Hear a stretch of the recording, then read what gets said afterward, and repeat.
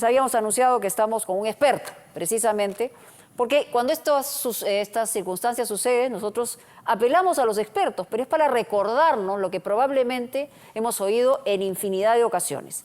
Hernando Tavera está con nosotros, ya le dimos la bienvenida y la pregunta es la siguiente. Mucha gente dice, estamos hablando de 11 heridos, estamos hablando de un fallecido, estamos hablando de un sismo de magnitud 8 que podría haber tenido un impacto mucho mayor, pero ¿cuáles han sido estas características que han neutralizado de alguna manera el efecto que pudo haber producido en una tragedia de gran magnitud? Yo creo que podemos resumir en tres características importantes del sismo de la madrugada. El primero de ellos es de que ha ocurrido a una profundidad bastante importante. Más de 100 kilómetros. 135 kilómetros, lo que hemos recalculado al final, ¿no? Y esto ha permitido, pues obviamente, que por la distancia las ondas se atenúen para llegar a la superficie. Significa que la intensidad del sacudimiento probablemente pues, no refleja lo que corresponde a un sismo de estas magnitudes. Y la intensidad que ha sido... Y el otro ha sido, perdóneme, el otro ha sido el hecho de que al ser de una profundidad intermedia, el radio de percepción del sacudimiento del suelo se ha incrementado bastante. Es mayor. ¿Hablamos de un sismo continental? Hablamos de un sismo con epicentro en continente, pero con origen en el proceso de deformación de la placa de Nazca que se mete por debajo de la cordillera y llega hasta distancias de Pucallpa, Yurimaguas. Y lo que ocurre es que libera energía esa placa al chocar. Esa placa simplemente se encuentra por debajo de la cordillera, como hemos mencionado. Hay fuerzas que tienden a que la placa se introduzca en el interior de la Tierra y hay fuerzas que están evitando que haga ese proceso. Entonces se genera ahí un estiramiento de la placa y esas rupturas es lo que generan estos sismos, que son muy comunes en la zona, pero no de estas magnitudes. Y le voy a preguntar, primero supimos una intensidad de 7.5, que incluso era para todos una intensidad muy alta. Una magnitud, perdón. Pero esa misma magnitud, digamos, ¿la hemos sentido todos a nivel continental o puede uno tener una magnitud en un lugar y otra Lo que hay que entender es que la magnitud de un sismo es un valor único. Y en el caso de nosotros dimos un valor de 7.5 inicialmente, por las medidas de dar la información inmediatamente. Posteriormente, cuando hemos recopilado más información de toda la red sismológica que tenemos, hemos podido ajustar a un valor de 8. Nos salían entre 7.9, 8.1. Yo creo que 8 es un valor que también las... Ahora, este sismo, digamos, el epicentro ha sido en el Alto Amazonas. Exactamente. Digamos, a una distancia mayor respecto a Lima, a la costa. ¿Por qué le hemos sentido de una manera tan intensa? Porque lo hemos sentido de manera intensa y también ha durado muchísimo. Lo que hay que entender aquí es, por ejemplo, supongamos que esta es la superficie de la Tierra y yo tengo una lámpara, una linterna. Si la acerco mucho a la base de la superficie, el haz de luz que se forma es muy pequeño. Significa que un sismo superficial tiene un área de percepción y un área de daño bastante pequeño. Pero si la linterna la bajo a mayor profundidad, obviamente el haz de luz va a crecer. Y esto hace de que el sismo sea percibido a distancias tan grandes como el caso de Lima. Y en la zona del epicentro, entonces, no hay muchas casas, que esto ha podido sí generar una tragedia mayor, afortunadamente, ¿no? Todas las localidades que han sido tan cercanas al epicentro no tienen mucha población, no tienen mucho crecimiento de viviendas, entonces eso sí favorable. Y hablando de la capital y de la costa, porque se ha hablado mucho del silencio sísmico, y estamos hablando de un silencio sísmico de más de 200 años, que llegó a una intensidad de 9 grados, ¿no? En la escala de magnitud. Una magnitud de 9 grados. Esto se va a volver a repetir. Mire, los terremotos son cíclicos, o los sismos son cíclicos. Van a volver en el tiempo, porque el proceso de movimiento de placas es continuo. El solo hecho que las placas no se movilicen significa que están acumulando energía. Pero hay gente que dice que puede esto ocurrir en 5 o 10 años. Es decir, ¿nadie podría decirlo o sí se puede decir? No se puede decir. Es muy complicado por el solo hecho de que los sismos de magnitud 9, por ejemplo, no son muy continuos en el tiempo. Nuestra información del caso del Perú solo data de 500 años y en los 500 años solamente hemos podido ser capaces de reconocer el sismo de 1745 como el más grande. Pero hemos tenido, digamos, epicentros muy cercanos como en el 70, en el 74, en el 66, que ha sido de menor magnitud. 70, 7.7, el del 66, 7.7, 74, 7.7, el del 40 fue de 8, el que ocurrió hace poco era la fecha de ocurrencia, 8.0. O sea, son sismos menores en magnitud, en cantidad de energía que liberan en comparación con lo que representa un sismo de magnitud 8.5, 8.8 en este caso. Pero en la costa, digamos, el peligro es mucho mayor. ¿Por la población? Por cómo se ha generado la población. O sea, ¿qué pasaría un sismo de esa magnitud en Lima o en una zona cercana? Mire, en el año 74 fue el último evento importante que ha ocurrido en Lima. Uno puede imaginarse cuál era el área que cubría o que realmente era Lima en esos años, ¿no? Los daños eran muy importantes en la parte central, por las viviendas de adobe y quincha, Chorrillos también se tiene. Estamos hablando de la cuarta parte de la población. Exactamente. Y lo que ha crecido de ahí a este momento Lima ha crecido en un desorden completo. No ha habido un control del crecimiento ni por el tipo de construcción ni por el tipo de los suelos. Eso es algo muy crítico en este caso. Y en profundidad, en relación a la costa, es decir, ¿aquí es más factible por la colocación de placas que la profundidad sea menor? Sí.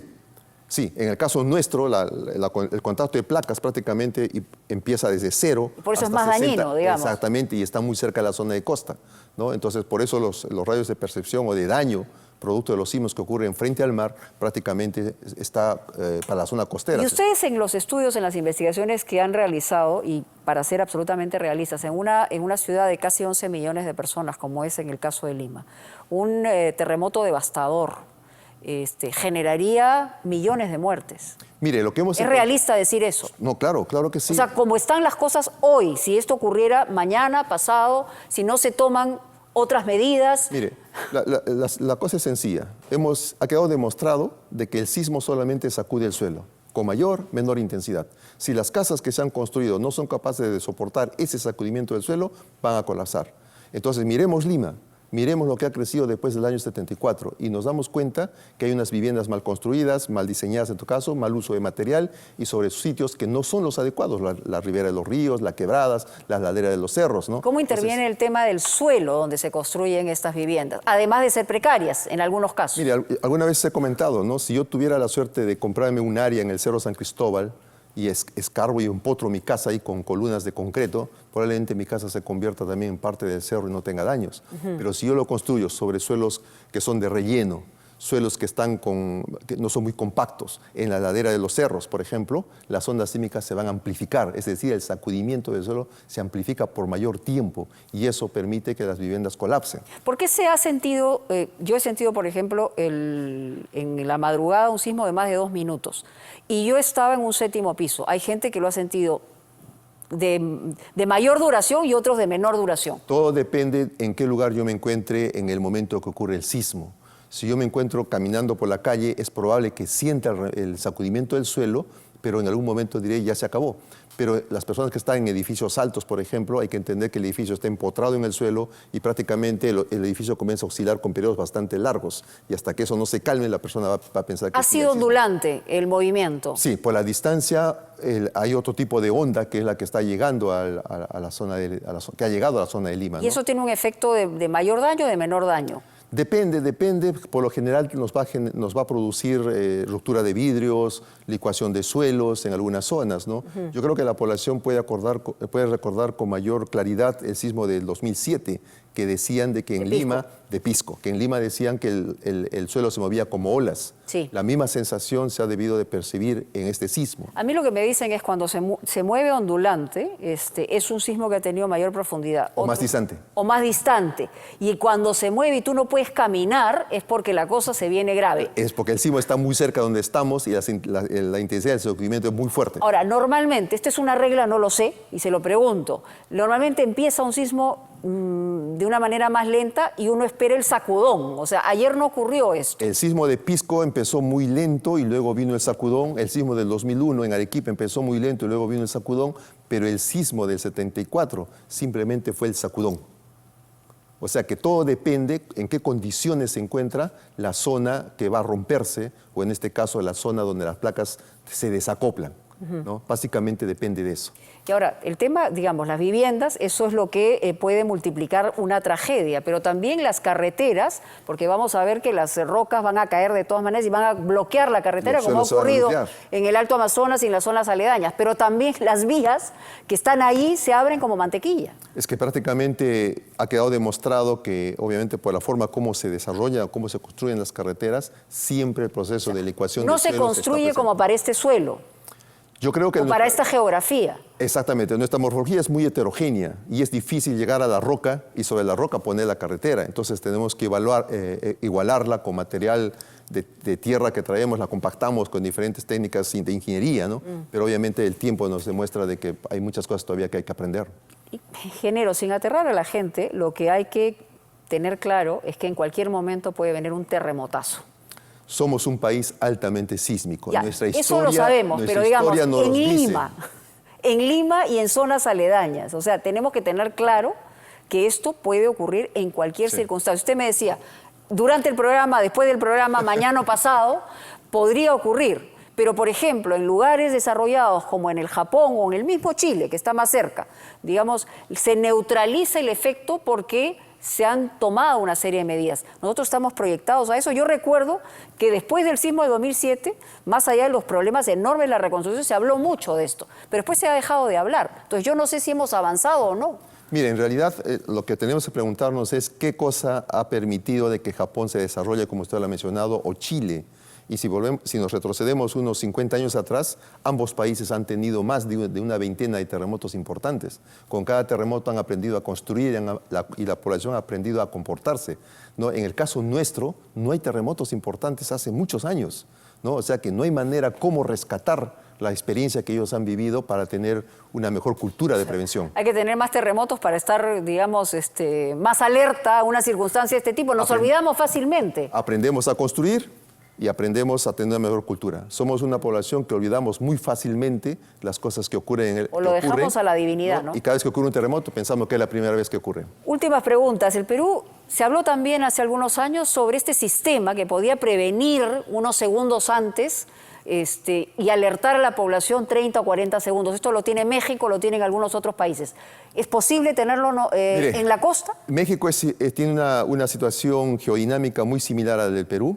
Estamos trabajando en establecer ese sistema para el Perú. Tenemos reuniones continuas, últimamente más aceleradas con INDECI, para lograr concretizar este objetivo. Pero algunos dicen que eso funciona mejor en una altura determinada, es decir, más cerca de la sierra que en la costa. No. Eso funciona mejor cuanto más alejados estemos del epicentro del sismo. Lo que ese sistema hace no es que me avisa que va a ocurrir un sismo, lo que me dice, me alerta el tiempo en el cual me va a llegar la onda sísmica que me va a afectar, que me va a sacudir el suelo. ¿Y eso es? En el caso de Lima, Lima Centro, Plaza de Armas, estamos hablando del orden de los 4 o 5 segundos que tendríamos de alerta. O sea, casi nada. Pero para la ciudad de Ancash tendríamos mayor tiempo, para la ciudad de Pisco tendríamos mayor tiempo, ¿no? O sea, todo depende por ejemplo, qué tan lejano está la ciudad o el área urbana del epicentro del sismo. O sea, nosotros tendríamos 3 o 4 segundos, o máximo 5 segundos, pero el resto del país... Pero si se repite el sismo de Pisco, tendríamos alrededor de 25 segundos, 30 segundos. ¿Y México, con el sistema que tiene la Ciudad de México, cuánto tiene? ¿Cuál es, México, digamos, su margen? El sistema de alerta de México es para la Ciudad de México, que se encuentra a 400 kilómetros de la zona de costa. Entonces, para que la onda llegue desde la zona de costa a la Ciudad de México, tiene alrededor de 60 segundos. Pero la ciudad de Guerrero, la ciudad de Oaxaca, por ejemplo, o Oaxaca, el tiempo es mínimo, estamos hablando de 2 o 3 segundos. ¿no? O sea, todo depende qué tan lejos estamos del epicentro. Y México es especial porque sus suelos, sobre el cual se levanta la ciudad, son muy malos. Son suelos que amplifican la onda 4, 5, 6 veces. Entonces, es por eso el interés, en este caso, del país. De todas maneras, es un sistema que nos ayudaría. Claro que sí. Claro que sí. No, definitivamente. La pregunta sería, 3, 4 segundos, ¿qué importante ¿Por qué? es? ¿De qué depende que lo coloquen? ¿Es un tema de dinero? ¿Es un tema de decisión política? ¿Dónde está la objeción? La decisión política ya fue tomada. Estamos trabajando nosotros en construir el proyecto en sí ya para hacerlo viable. ¿no? Tenemos el apoyo, obviamente, del Estado, tenemos el apoyo por la parte de Defensa Civil. Comenzar a trabajar. Es un trabajo en conjunto entre Defensa Civil, Instituto Geofísico del Perú y la Dirección de Hidrografía de la Marina de Guerra del Perú. Y estamos trabajando. La proyección, ¿para cuándo podríamos estar contando con un sistema que no nos va a salvar la vida? Porque nos va a salvar la vida, digamos, una serie de circunstancias y tiene que ver con la actitud de cada uno de nosotros como ciudadanos y dónde estemos, pero adicionalmente es una herramienta tecnológica que nos puede... ayudar, ¿no? ¿Cuánto tiempo? Está el mensaje de nuestro presidente que manifestó que para el Bicentenario deberíamos tener por lo menos el sistema ya establecido. Entonces, estamos trabajando con ese objetivo. Crucemos los dedos para que no haya ningún terremoto. Claro que sí. No creo. No creo. No. Somos un país sísmico. No, le pregunto porque usted me acaba de contar una anécdota que en Japón dijo, bueno, yo Pido que haya un terremoto para poder mirar, investigar qué es lo que hacen aquí y ¡pum! El terremoto se produjo, así que mejor no digamos eso. Todo lo contrario, estemos claros en que aquí en el Perú y en Lima, que es una ciudad sobrepoblada en realidad, es una ciudad caótica, es una ciudad desorganizada y que además tiene problemas en diferentes suelos, podría generar una tragedia de una magnitud enorme. Así que tratemos de hacer lo que tenemos que hacer y las autoridades también. Muchas gracias. Gracias a usted. Por estar con nosotros. Vamos a cambiar de tema.